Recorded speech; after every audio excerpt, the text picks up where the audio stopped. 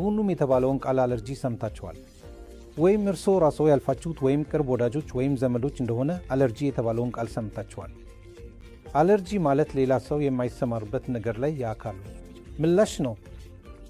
ነገር ግን ለአንዳንድ ምክንያት አካሎ በማስፈሪያ ወይም በተለመደ መልኩ ላይ ይሰማራል። አለርጂ በአጠቃላይ ተወላጅ ነው እና በቤተሰቦች ውስጥ ይሄዳል።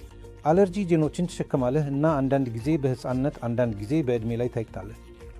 አለርጂ የተለመዱ ምልክቶች የምንጠራቸው የመተንፈሻ ናቸው።